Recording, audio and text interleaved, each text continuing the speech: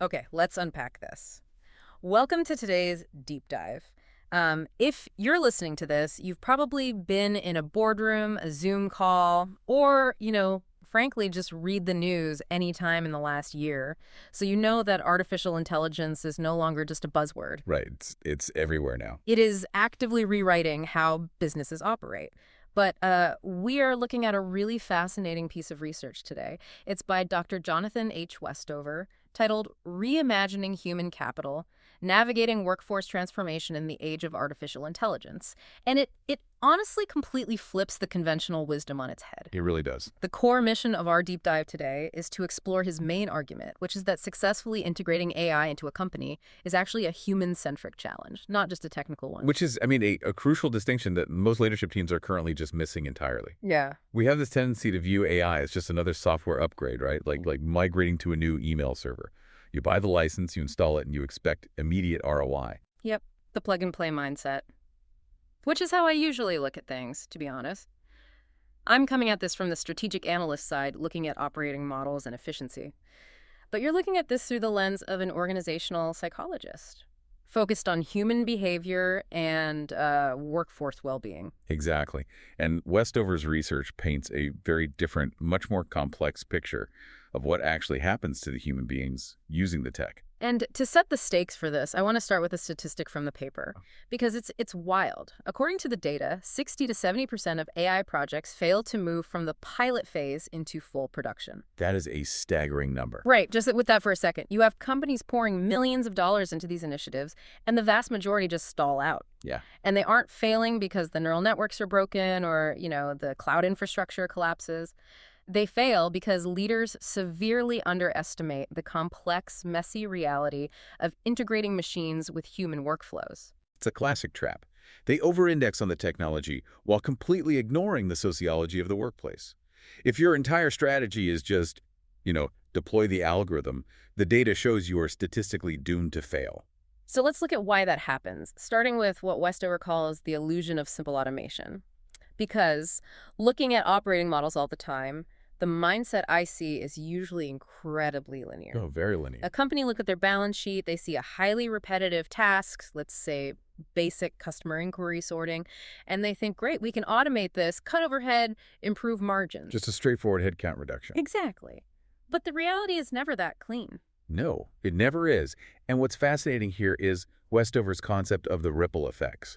When you drop AI into an ecosystem, it doesn't just sit in isolation doing its one little job. Right, it touches everything. It sends cascading shockwaves through the entire organizational structure. To use your customer service chatbot example, a company deploys the bot, assuming they can just scale back their frontline phone staff. Makes sense on paper. Sure, on paper. But almost overnight, that same company discovers a frantic need for roles that literally didn't exist in their org chart yesterday. Yep. Suddenly, they need prompt engineers to keep the bot from giving bad advice, data validators to check its accuracy, and experienced designers to figure out what happens when the bot inevitably frustrates a human caller. You pull one lever to save money on a process, and you accidentally spawn an entirely new department. The paper categorizes this chaos into three distinct phenomena that actually happen simultaneously. Right. The first is task automation. That's the basic stuff we all expect, right? The machine doing the invoice processing or the resume screening. Real routine stuff. Exactly. But then you immediately trigger the second thing, which is role augmentation. The AI acts as a co-pilot, and suddenly human workers are forced to process 10 times the amount of information and make much faster decisions. Which completely changes the pace of their day. And finally, you get work transformation. Right. Which is the creation of completely new job categories and business models. And the blind spot for most executives is thinking they can cherry pick just the automation part. You can't. You really can't. They happen together. If you automate a task, you inherently augment the surrounding roles, which ultimately transforms the work. Think about your own day-to-day right now. Is the leadership in your organization treating AI as just a fancy macro to speed up your spreadsheets? Or are they actually preparing for a fundamental shift in how your department operates? If it's just a fancy macro, they are in for a rude awakening. And that brings up the actual toll this takes on the workforce. We hear a lot of, generalized panic about robots taking our jobs. The sci-fi doom scenarios. Yeah, but the data Westover presents is far more nuanced. Only 5 to 8% of jobs face a high risk of total displacement over the next decade. Which is pretty low, all things considered. Exactly. The apocalyptic mass unemployment scenario isn't really supported by the data. However, a massive 40 to 50% of roles will experience severe task reallocation. That is the number that matters. You might keep your job title, but your day-to-day will be completely unrecognizable. And stepping to the organizational psychologist role here, this is where we have to look at the psychological friction. Because it's not just about the tasks. Right. The real threat isn't job loss. It's the psychological impact of that internal task reallocation. The paper breaks this down into a few core crises. The first being identity disruption. I found this concept so fascinating because it really gets to the ego of the professional. It totally does. It's not just about what you do, it's about who you think you are. Exactly. Let's look at a seasoned radiologist or a senior financial analyst. These are people who have spent a decade or more building highly specialized expertise. Blood, sweat, and tears to get there. And a lot of money on education. Their value to the organization and, frankly, their own professional self-worth is entirely tied to their mastery of complex data or medical imaging. When a company brings in an AI system that can replicate a significant chunk of that specialized analysis in, say, 3 seconds, it creates a literal identity crisis for the worker. It's not just a new tool. No, it feels like an encroachment on their professional soul. The mastery that made them essential is suddenly commoditized. But I'll push back on that slightly because isn't this just the same technological panic we saw when computers replaced typewriters or when spreadsheets replaced ledger books? Like, people adapt, don't they? They do adapt, but it's different this time because of the nature of the work being displaced. A typewriter didn't replicate human judgment, right? It just made the physical output faster. Okay. AI is encroaching on cognitive tasks. Synthesis, prediction, analysis. That cuts much deeper into a knowledge worker's identity than just upgrading a physical tool. That makes a lot of sense. Yeah. And it ties directly into the second psychological toll the research highlights, which is performance anxiety. Yeah. Because if the machine is doing the synthesis, the human is suddenly competing with the machine's pace. Right, you get this unspoken pressure. Management starts looking at the AI's processing benchmarks. Thousands of documents analyzed per minute, and consciously or subconsciously expects the human workers in the loop to match that hyper-efficiency. Which is impossible. Completely impossible. It creates an entirely unrealistic baseline in fields where human judgment is still critical. You have workers terrified of falling behind an algorithm that doesn't need to sleep, doesn't take lunch breaks, and doesn't pick up its kids from daycare. It leads to profound burnout. And compounding all of that is the question of agency, or what Westover calls autonomy loss. Workers feel stripped of their professional agency when they don't understand how an AI system is making decisions that affect their work. The black box problem. Exactly. Imagine being told by an algorithm to deny a loan application or reroute a supply chain, but you have no visibility into the logic behind that decision. From an operational standpoint, if you strip away a person's understanding of their own workflow, they become completely disengaged. You're turning them into a resentful meat widget. A very expensive meat widget. So what does this all mean? How do organizations actually fix this? The research makes it clear you can't just overlay AI onto old static workflows. It's an operational disaster if you try. You have to do a full operating model redesign. The Progressive Insurance example from the text is perfect for this. They didn't just add an AI tool and tell their claims adjusters to work faster. Right, they reconfigure the whole workflow. Yeah, they set up the AI to handle all the routine, low-complexity claims end-to-end, like a basic fender bender with clear photos, zero human intervention. But the second the algorithm detected any complexity, a liability dispute, potential fraud, it instantly routed it to an experienced human adjuster. They use the AI to remove the busy work. Exactly. Yeah. And the result, 40% faster resolution times. Right. But more importantly, happier, more valuable human adjusters. They weren't threatened because the AI took away the data entry they hated, freeing them to use their human empathy and critical thinking. But getting a workforce to accept a massive workflow overhaul like that requires a specific approach to leadership. The psychological solution here is procedural justice.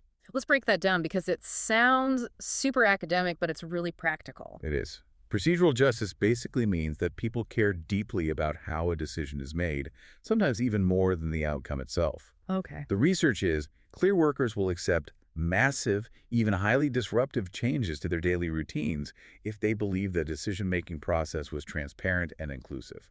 It's the difference between doing something with your team versus doing it to them. Precisely. And the paper highlights a cautionary tale of major retailers to show the dark side of this. They rolled out algorithmic scheduling systems to predict foot traffic and optimize shifts purely for efficiency. But it was a top-down mandate. And the workers had no input. None. The algorithm just spit out schedules. It led to unpredictable hours, massive income volatility, and the workers felt completely dehumanized, which naturally led to severe backlash and aggressive unionization campaigns. That is a failure of procedural justice. Now, contrast that with Target's success. They needed similar tech, but they started with volunteer pilot programs. They surveyed employees about scheduling constraints, actually used that worker feedback to tune the algorithm, and then rolled it out smoothly. Because the workers had a voice in shaping it. Exactly. And we see this in specialized fields, too. Westover brings up DLA Piper, the massive law firm. When they wanted AI to analyze legal contracts, they knew lawyers would reject a black box. Oh, lawyers hate black boxes. They really do. So DLA Piper put the lawyers in charge. They created evaluation teams led by attorneys to assess the AI's accuracy and define the protocols for human oversight. That is brilliant. Right. It preserved their professional judgment and accelerated adoption. But even if you do all this, there's a massive capability gap. I call it the training illusion. Yes, the math on this is staggering. The research shows it takes about 100 to 200 hours of structured learning to master these AI-intensive roles. But companies usually provide what?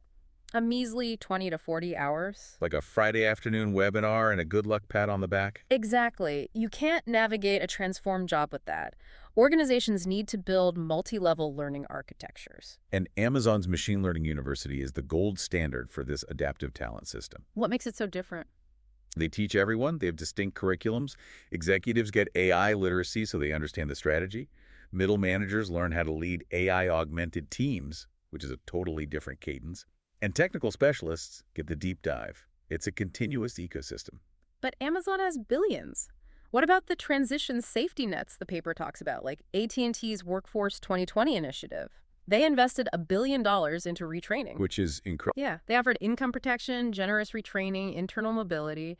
They successfully redeployed 50% of affected workers. But if I'm a mid-market company, I don't have $1 billion. No, but the principle of the safety net scales down. Even thoughtful transitions hurt.